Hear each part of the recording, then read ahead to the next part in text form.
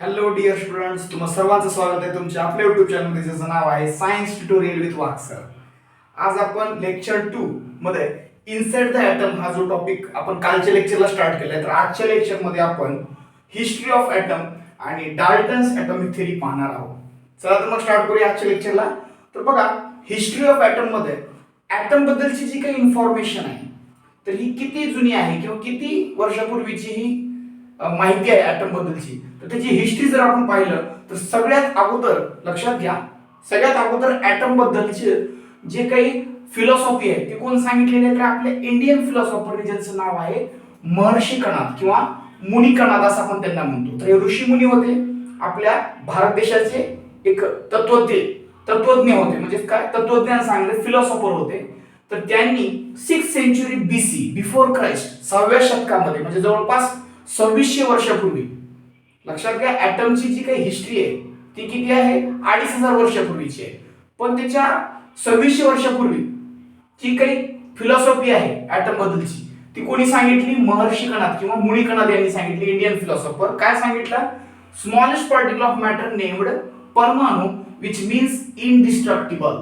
तर बघा, त्यांनी काय केलं, स्मॉलेस्ट पार्टिकल या मॅटरच्या, आपण जे म्हणलं ना की स्मॉलेस्ट पार्टिकल ऑफ मॅटर म्हणजे ॲटम, तर त्यावेळी ॲटम हे वर्ड त्यांनी वापरले, तर त्यांनी काय वापरला, तर वर्ड परमाणु. त्यांनी कोणता वर्ड वापरला, परमाणु. तर त्यावेळेला त्यांनी परमाणु असं म्हणलं. मॅटरच्या स्मॉलेस्ट पार्टिकलला महर्षी कणाद किंवा मुनी कणाद यांनी काय म्हणलं, परमाणु.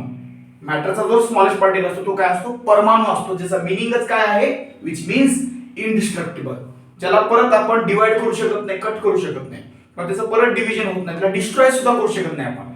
इनडिस्ट्रक्टिबल म्हणजे काय, ज्याला आपण डिस्ट्रॉय करू शकत नाही. आणि इंडिव्हिजिबल पण आहे, म्हणजे की परत त्याला डिवाइड करता येत नाही, तो सगळ्यात शेवटचा पार्टिकल आहे परमाणु.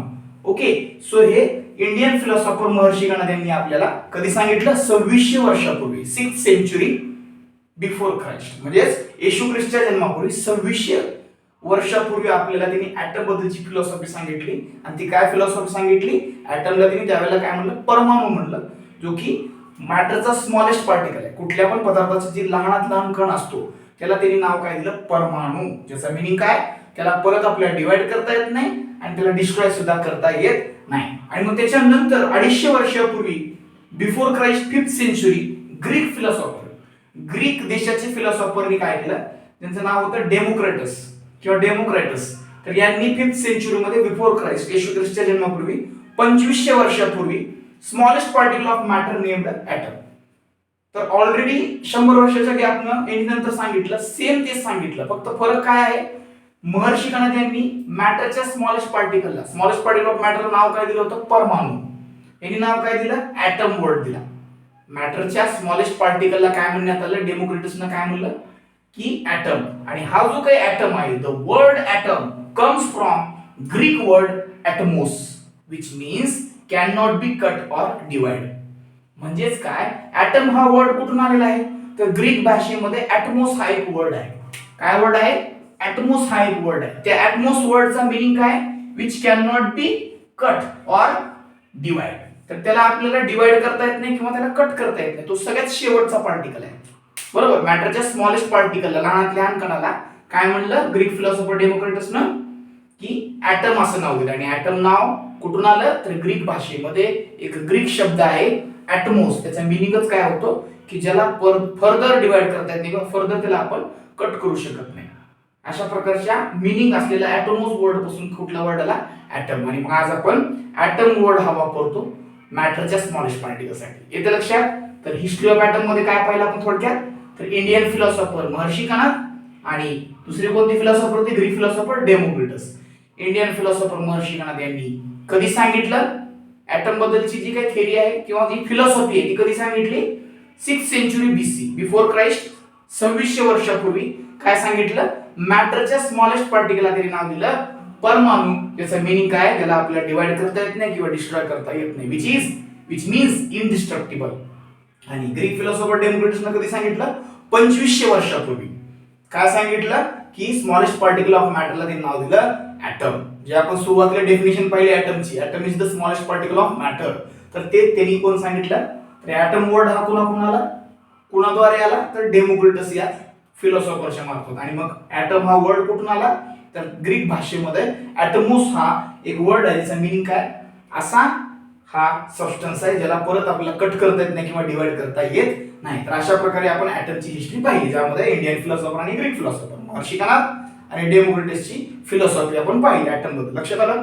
मधल्या कोर्स ऑफ टाइम मध्ये म्हणजे 2,500 वर्ष किंवा 2600 वर्षापूर्वीचा काय आहे ॲटम बद्दलची हिस्ट्री आहे, त्याच्यामध्ये पुन्हा बराचसा कालावधी काय झाला असाच गेला, ज्याच्याबद्दल म्हणजे ॲटम बद्दल कुणीच काहीच त्या ठिकाणी इन्फॉर्मेशन दिली नाही किंवा थेरी मांडली नाही. ॲटम बद्दल कुणीच सांगितलं नाही. त्याच्यानंतर पहिला जो सायंटिस्ट आहे, ऍक्च्युअल सायंटिस्ट शास्त्रज्ञ ज्याने की ॲटम बद्दलची थेरी ॲटॉमिक मॉडेल आपल्या समोर मांडलं, रिप्रेझेंट केलं, तो पहिला सायंटिस्ट होता डाल्टन.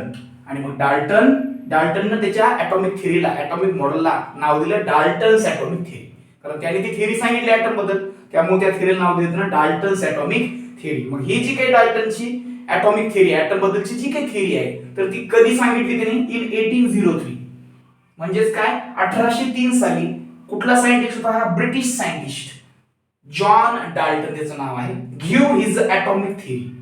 तर ॲटॉमिक थेरी, अणुबद्दलची जी काही थेरी आहे, सिद्धांत आहे, ॲटम बद्दलचं जे काही स्ट्रक्चरच्या निगडीत जे काही सांगितलं, तर ती कधी सांगितलं, 1803 साली. कोण सांगितलं, जॉन डाल्टन. तो सायंटिस्ट कुठला होता, ब्रिटिश सायंटिस्ट, बरोबर.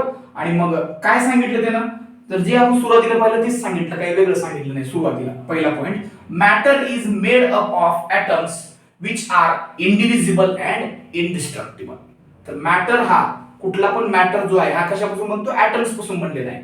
स्मॉलेस्ट पार्टिकल ऑफ मॅटर म्हणजेच ॲटम आहे.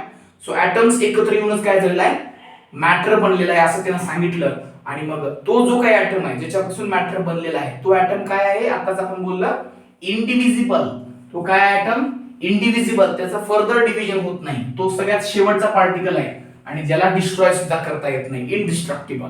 Matter is made up of atoms and indestructible. म्हणजेच काय, तर त्याला आपल्याला डिवाइड सुद्धा करता येत नाही, त्या ॲटमला, त्याच्यापासून मॅटर बनलाय आणि त्याला डिस्ट्रॉय सुद्धा करता येत नाही. येतं लक्षात. सो नेक्स्ट काय सांगितलं मग, atom is like a solid hard sphere with no internal structure. बघा पुढे काय सांगितलं की ॲटमचं जे स्ट्रक्चर आहे त्यानं थोडक्यात सांगितलं की ॲटम हा एक भरीव गोळा असल्यासारखा असतो, सॉलिड हार्ड स्पियर. एक बॉलचं स्ट्रक्चर सांगितलं त्यानं, एक सॉलिड बॉल आहे, स्पियर आहे, ज्याच्या इंटरनल कुठलं स्ट्रक्चर नाहीये, बरोबर. तर आपण साधा आपला जो क्रिकेट मधला जो बॉल आहे, तो लेदर बॉल जर आपण घेतला, तर त्या लेदर बॉलला जर आपण कट केलं तर त्याच्यामध्ये कुठलं स्ट्रक्चर आहे का, नाही. फक्त तो एक काय बॉल सारखं स्ट्रक्चर आहे. ॲटमचं स्ट्रक्चर त्यानं कम्पेअर केलं कोणासोबत, सॉलिड स्पियर सोबत, ज्याच्या internal with no internal structure, त्याच्या इंटरनल कुठलं स्ट्रक्चर नाही असं त्यानं सांगितलं. आणि मग मास इज, पुढचा पॉइंट बघा, mass is distributed uniformly throughout the atom. आणि मग या सॉलिड हार्ड स्पियर, ॲटमला जो म्हणतो आपण कम्पेअर केलेला आहे सॉलिड स्पियर सोबत, तर या सॉलिड स्पियरचं जे काही मास आहे ते मास पूर्ण ॲटम मध्ये सगळीकडे काय आहे, युनिफॉर्मली, म्हणजेच काय, इक्वली डिस्ट्रीब्युटेड आहे. म्हणजे कुठं एका ठिकाणी जास्त मास आहे, एका ठिकाणी कमी आहे असं नाही, तर सगळीकडे सारखं इक्वली डिस्ट्रीब्युटेड आहे. म्हणजे पूर्ण ॲटम मध्ये त्या ॲटमचं मास सगळीकडे काय आहे, इक्वली डिवायडेड आहे किंवा डिस्ट्रीब्युटेड आहे असं सांगितलं. आणि मग all atoms of same element are same and all atoms of different element are different. Suppose बघा, हायड्रोजनचा जर आपण एलिमेंट घेतला, तर या एलिमेंट मध्ये जे काय ॲटम्स आहेत ते काय असतील, सगळे हायड्रोजनचेच असतील, म्हणजे सेमच असतील, बरोबर आहे. हायड्रोजन एलिमेंट बनत असताना त्याच्यामध्ये जे काही पार्टिकल्स आहेत ते त्याच्या पार्टिकल पासूनच बनले आहेत. म्हणजे हायड्रोजन मध्ये जे काही ॲटम्स आहेत ते काय असतील, सेम असतील. Same element have same atom असतील याच्यामध्ये. म्हणजे हायड्रोजन ॲटम मध्ये, हायड्रोजन हा जो काही एलिमेंट आहे त्याच्यामध्ये जेवढे काही ॲटम्स आहेत ते काय असतील, हायड्रोजनचेच असतील. पण ऑक्सिजन मध्ये काय असतील, तर ऑक्सिजनचेच ॲटम असतील, बरोबर. ऑक्सिजन जो काही बनलेला आहे त्याच्यामध्ये काय असेल, ऑक्सिजनचेच पार्टिकल्स असतील किंवा ॲटम्स असतील, बरोबर. म्हणजे हायड्रोजनचे जे काही ॲटम्स आहेत ते ऑक्सिजनच्या ॲटम पेक्षा काय असतील, वेगळे असतील. म्हणजे एलिमेंट चेंज झाला की त्याच्यामधले ॲटम्स सुद्धा काय होतात, चेंज होतात. म्हणजे हायड्रोजन मध्ये ऑक्सिजनचे ॲटम्स राहणार आहेत का, नाही. ऑक्सिजन मध्ये हायड्रोजनचे राहतील का किंवा नायट्रोजनचे राहतील का, तर नाही. तर त्या पर्टिक्युलर एलिमेंट मध्ये त्याचेच ॲटम्स असतील. ऑक्सिजन मध्ये ऑक्सिजनचेच ॲटम्स असतील आणि हायड्रोजन मध्ये हायड्रोजनचेच ॲटम्स असतील. म्हणजे same element have same atom and different element have different atoms. Atoms of different element have different आणि atoms of same element have same. बरोबर. तर सेम एलिमेंट मध्ये सेम हायड्रोजन मध्ये हायड्रोजनचेच ऍटम्स असतील हायड्रोजन एलिमेंट मध्ये आणि ऑक्सिजन एलिमेंट मध्ये ऑक्सिजनचेच काय असतील एलिमेंट असतील ऑक्सिजनचेच ऍटम्स असतील. बरोबर. येतं लक्षात. तर अशा प्रकारे ही डाल्टनची ऍटॉमिक थिअरी आहे. त्यानं सांगितलं की एक सॉलिड हार्ड स्फिअर असतो ज्याच्या इंटरनल कुठलं स्ट्रक्चर नाही. सेम एलिमेंटचे ऍटम सेम असतात डिफरंट एलिमेंटचे ऍटम डिफरंट असतात. हायड्रोजनचे एलिमेंट मध्ये हायड्रोजनचे ऍटम्स आहेत ऑक्सिजनच्या एलिमेंट मध्ये ऑक्सिजनचे ऍटम्स आहेत. बरोबर. आणि मग काय सांगितलं जो काही मॅटर आहे कुठला पण मॅटर हा ऍटम्स पासून बनतो आणि ऍटम्स काय आहे इंडिव्हिजिबल आणि इंडिस्ट्रक्टिबल आहे म्हणजे त्याला आपल्याला डिस्ट्रॉय करता येत नाही आणि त्याचं फर्दर डिव्हिजन करता येत नाही त्याला डिवाइड सुद्धा करता येत नाही. बरोबर. तर अशा प्रकारे आपण आजच्या लेक्चर मध्ये हिस्ट्री ऑफ ऍटम मध्ये इंडियन फिलॉसॉफर महर्षी कणाद यांची फिलॉसॉफी पाहिली ज्यामध्ये ते काय म्हणतायत मॅटरच्या स्मॉलेस्ट पार्टिकलला परमाणू म्हणतायत ज्याचं मीनिंग काय त्याला डिवाइड करता येत नाही इंडिव्हिजिबल आणि तो काय आहे डिस्ट्रॉय सुद्धा करता येत नाही इंडिस्ट्रक्टिबल. आणि मग ग्रीक फिलॉसॉफरची जी फिलॉसॉफी आहे डेमोक्रेटसची काय आहे तर स्मॉलेस्ट पार्टिकल ऑफ मॅटरला ते नाव काय दिलं ऍटम. ऍटम हा वर्ड ग्रीक भाषेमध्ये ऍटमोस या वर्ड वरून आलं त्याचा मीनिंग काय which can not be cut or divide त्याला परत फर्दर डिवाइड करता येत नाही असं त्यांनी सांगितलं. तर ही 2500 वर्षापूर्वीची काय आहे ऍटमची हिस्ट्री आहे जवळपास 2600 वर्षापूर्वी सांगितलं इंडियन फिलॉसॉफर महर्षी कणाद यांनी. मुनी कणाद ऋषीमुनी होते भारताचे आणि मग ग्रीक फिलॉसॉफरना 2500 वर्षापूर्वी म्हणजे थोडक्यात 2500 वर्षापूर्वी ऍटम बद्दलची फिलॉसॉफी सांगितली आणि त्याच्यानंतर बराच कालावधी काय झालं मध्ये गॅप पडला ऍटम बद्दल कोणीच काही बोललं नाही त्याच्याबद्दल कोणी आपलं मत मांडलं नाही आणि मग त्याच्यानंतर पहिल्यांदा 1803 मध्ये 18व्या शतकामध्ये डायरेक्टली पहिल्यांदा सायंटिस्ट होतं त्याचं नाव होतं जॉन डाल्टन जो की ब्रिटिश सायंटिस्ट होता त्याने ऍटॉमिक थिअरी मांडली आणि मग त्यानं काय सांगितलं तर ऍटम हा इंडिव्हिजिबल आणि इंडिस्ट्रक्टिबल आहे ज्याच्यापासून मॅटर बनलेला असतो. बरोबर. आणि मग तो एक सॉलिड हार्ड स्फिअर आहे ज्याच्या इंटरनल कुठलं स्ट्रक्चर नाही. ऍटम हा एक गोळा असतो भरीव गोळा त्याचे इंटरनल कुठलं स्ट्रक्चर नाहीये.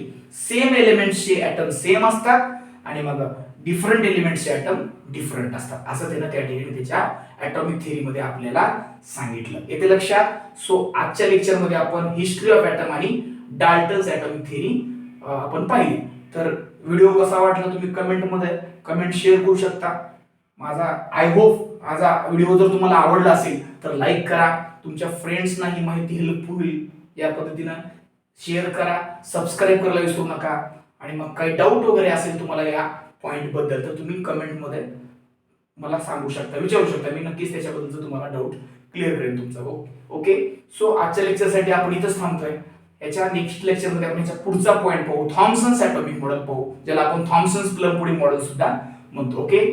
Thanks for watching.